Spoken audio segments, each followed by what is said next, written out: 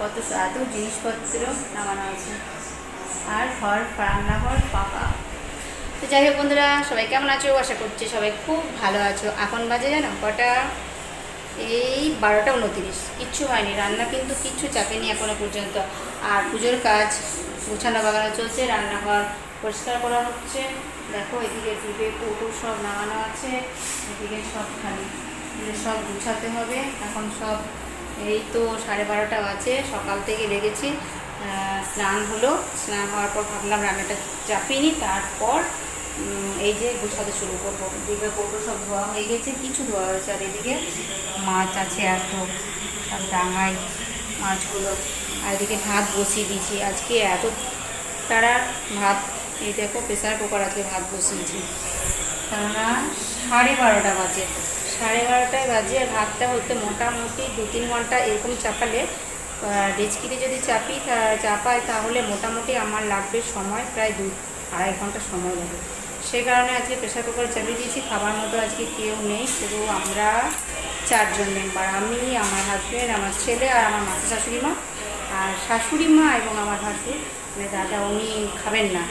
তো সেই কারণে রান্নার বেশি চাপ নেই বলে ভাবলাম আজকে রান্নাঘরটাই পরিষ্কার করে নিই।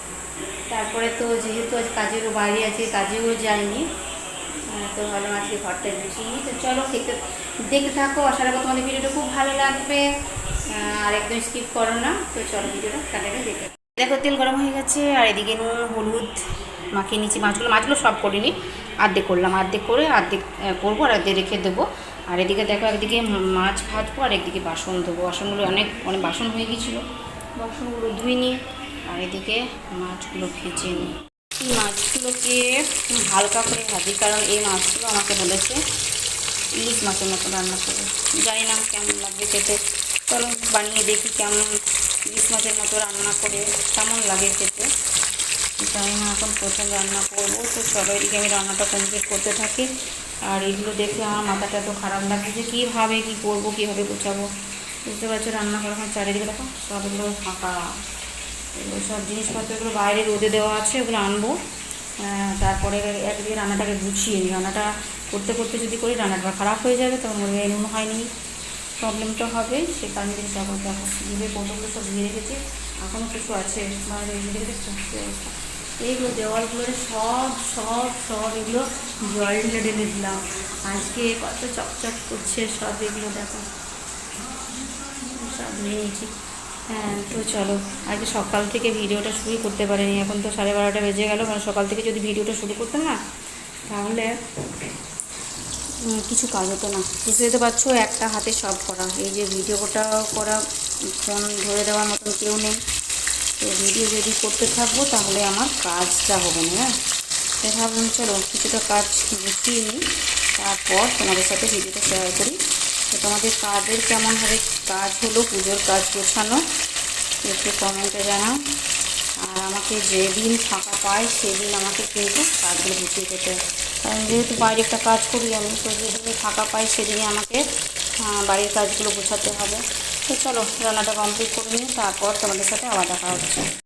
করেছি আলু মাখা।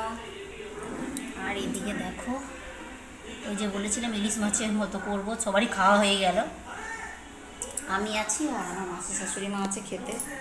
আর এদিকে দেখো কত সুন্দর দেখাচ্ছে, সব আর ডিবে কৌটো সব গোছানো কমপ্লিট,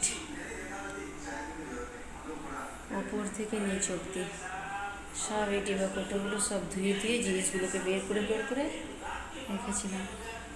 তো চলো বন্ধুরা, এখন খাওয়া দাওয়া করে নিই। এখন বাজছে প্রায় 2:30 বেজে গেল, খাওয়া দাওয়া তো করিনি। এরপর খাওয়া দাওয়াটা করে নিই, তারপর আবার একটু কাজের আবার ডাক পড়ে গেলো।